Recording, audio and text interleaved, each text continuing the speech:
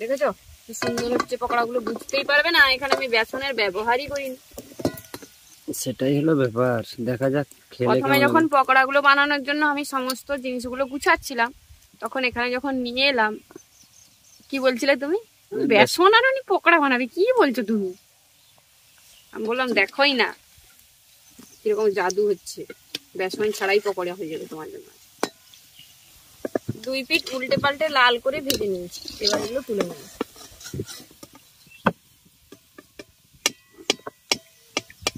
দেখুন পকোড়াগুলো দেখতে কতটা সুন্দর হয়েছে, আর মচমচেও হয়েছে, আর খেতে দারুণ লাগবে। নমস্কার বন্ধুরা, সানার কিচেনে আপনাদের সবাইকে স্বাগত। আজ আবার চলে এসেছি আপনাদের সঙ্গে একটি রেসিপি শেয়ার করতে। আজকে বানাবো গোটা মুগ দিয়ে মুগের পকোড়া। এই মুগের পকোড়াটা খেতে কিন্তু দারুণ লাগে, আর বানানো খুবই সহজ আর স্বাস্থ্যকরও বটে। মুগগুলোকে আমি 4 থেকে 5 ঘন্টা আগে ভিজিয়ে রেখেছিলাম। আপনারা চাইলে কিন্তু এখানে গোটা মুগের পরিবর্তে এর যে ভাঙা মুগটা থাকে, মানে খোসা সহ আধ ভাঙা যে মুগটা থাকে, সেটাও ব্যবহার করতে পারেন। এখানে আমি গোটা মুগটা ব্যবহার করেছি। আর মুগটাকে 5 থেকে 6 ঘন্টা এইভাবে ভিজিয়ে রাখলে দেখবেন মুগটা জল টেনে নিয়ে ফুলে যাবে আর অনেকটা নরমও হয়ে যাবে। প্রথমেই আমি এই মুগটাকে পেস্ট করে নেব, একদম মিহি পেস্ট করব না। পেস্টটা করার সময় কিন্তু অবশ্যই খেয়াল রাখবেন, একদম মিহি পেস্ট করা যাবে না। আর যতটা পরিমাণে জল কম দিয়ে, অর্থাৎ যদি না জল দিয়েও এটাকে পেস্ট করতে পারেন সেক্ষেত্রে কিন্তু ভালো হয়। জল না দিয়ে পেস্ট করার চেষ্টা করবেন, যদি না হয় অল্প পরিমাণে 1 থেকে 2 চামচ জল দিয়ে এটাকে পেস্ট করে নিতে হবে। ওটা পরিমাণ মতো না? হ্যাঁ, মুগটা কতটা নিয়েছে তার পরিমাণ মতো, তাই তো? সবচেয়ে কম, মানে জলটা যতটা পরিমাণে কম দিয়ে পেস্ট করা যায়। এবার এটা আমি পেস্ট করে নেব। মুগটাকে পেস্ট করে নিয়েছি, দেখুন একদম মিহি করে আমি কিন্তু পেস্টটা তৈরি করিনি, একটু গোটা গোটা ভাব আছে। এই যে এবার এটাকে একটা পাত্রে বের করে নিচ্ছি। মুগটা নিয়ে নিয়েছি, এবার এর সঙ্গে দেব আলু। আলুটাকে আমি একদম সরু সরু করে গ্রেট করে নিয়েছি, গ্রেটারের একদম ছোট ছিদ্রটা দিয়ে সরু সরু করে গ্রেট করে নিয়েছি। এবার এটা জলটা ভালো করে চিপে বের করে দেব, তারপর এখানে আমি দেব। এবার দিয়ে দেব সামান্য হলুদের গুঁড়ো, দিচ্ছি লঙ্কার গুঁড়ো, দিয়ে দিচ্ছি আদা কুচি, পেঁয়াজ আর কাঁচা লঙ্কা কুচি। আপনারা কিন্তু যদি পেঁয়াজ না খান সেক্ষেত্রে পেঁয়াজটা না ব্যবহার করলেও হবে। আর দিচ্ছি ধনে আর জিরের গুঁড়ো, ধনে আর জিরেটাকে আধা ভাঙা করে নিয়েছি। দিচ্ছি স্বাদ মতো লবণ। এবার সবকিছুকে খুব ভালোভাবে মেখে নেব।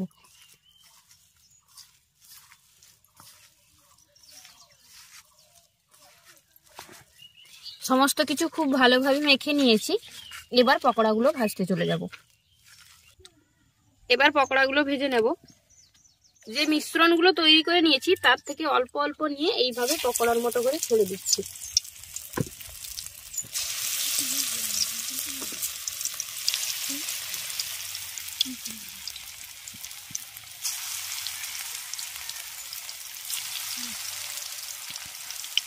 উল্টে পাল্টে পকোড়াগুলোকে খুব ভালো মচমচে করে লাল লাল করে ভেজে নেব।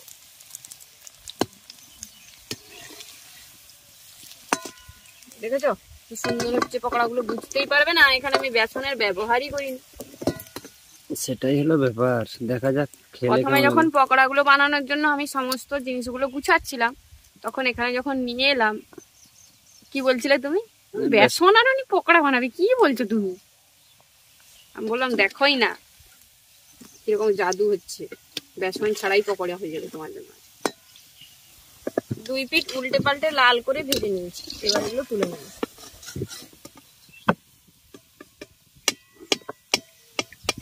দেখুন পকোড়াগুলো দেখতে কতটা সুন্দর হয়েছে, আর মচমচেও হয়েছে, আর খেতে দারুণ লাগবে। একদম ফাটাফাটি ফাটাফাটি হচ্ছে, কিন্তু খেতে কেমন লাগবে ওটাই হলো ব্যাপার। খেতে তুমি জানবে না। কার্তিক রে, কি হলো কার্তিক? কি রে, ঝাল লেগে গেছে নাকি? হ্যাঁ, কার্তিক প্রথমে টেস্ট করছিল, ঝাল খেয়ে দিয়েছে। তুমি যাও একটু পুকুরে ডুব মেরে আসবে, যাও ঝাল লেগে গেছে। আর পুকুরে ডুব মারলে কি ঝাল যায় দাদা?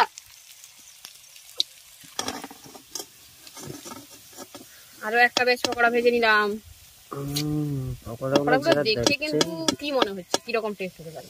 এটা যে মুগের পকোড়া না, কেউ বুঝতেই পারবে না। আর স্বাস্থ্যকর অনেক কিছু ভিটামিন আছে, মুগ মানে খুব ভালো। তোমার মতো ব্যক্তিকে কিভাবে সবজি খাওয়াতে হয় সেটা একমাত্র আমার কাছেই টেকনিক আছে, ঠিক বলো? যাকে ভুলিয়ে ভালিয়ে আমি মিক্সড ভেজ পরোটা খাইয়ে দিতে পারি, আরো কি কি পারি। এইভাবে সমস্ত পকোড়াগুলোকে ভেজে নেবো, একইভাবে সমস্ত পকোড়াগুলোকে পটাপট ভেজে নিই। তারপর বসে খাবো চায়ের সঙ্গে গরম গরম, সকাল হোক বা সন্ধ্যা, দারুণ লাগবে কিন্তু এই পকোড়াগুলো। বলছো বাড়িতে কেউ অতিথি এলে যদি এই পকোড়াগুলো বানিয়ে দেওয়া হয়, তাহলে প্রথমে বলবো এটা কি দিয়ে বানিয়েছে।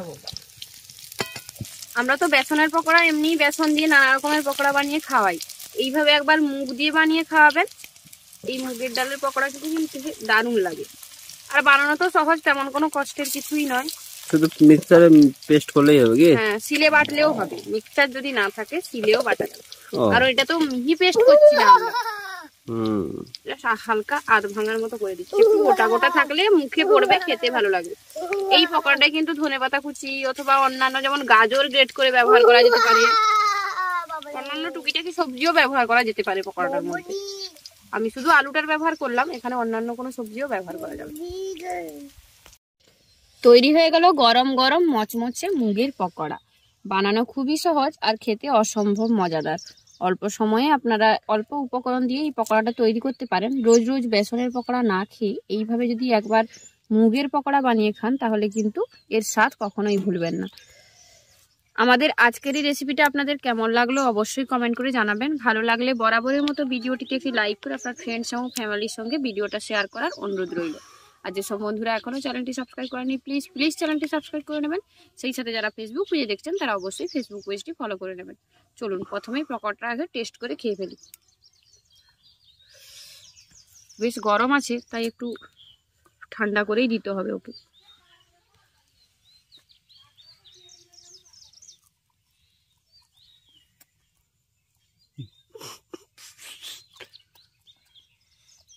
মানে পুরো স্বাদটা একদম মন ভরে বুঝে বুঝে টেস্ট করছে, বুঝলি? বল কার্তিক রে, কেমন লাগছে রে? লাগছে গো, দারুণ লাগছে, দারুণ লাগছে। মানে খাওয়ার সময় এরকম কথা বলতে বলে লোকেরও তো একটা বিরক্তি বোধ আসবে।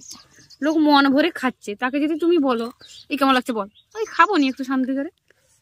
কার্তিক সত্যি ভালো লাগছে, মচমচ করেছে বাচ্চা গো, বেশ মচমচে হয়েছে বলো কার্তিক। কার্তিকের ফার্স্ট কাজ হলো কি শুনে নাও, প্রতিদিন আমার বাড়ি চলে আসবে। বৌমনি কি রেসিপি হয়েছে, ভালো মন্দ দাও। যেন ভালো মন্দের আমি গাছ লাগিয়ে রেখেছি। কি যেসব বন্ধুরা আমাদেরকে এত সুন্দর সুন্দর কমেন্ট করে উৎসাহিত করছেন, তাদেরকে অসংখ্য ধন্যবাদ জানাচ্ছি। আজ তবে এই পর্যন্তই বন্ধুরা, আবার দেখা হবে অন্য কোনো রেসিপি নিয়ে। ভালো থাকবেন, সুস্থ থাকবেন, আর অবশ্যই পকোড়াটা বানালে কমেন্ট করে জানাবেন কেমন হয়েছিল। সেই সাথে কমেন্টে ফটোটা দিতে ভুলবেন না। টাটা।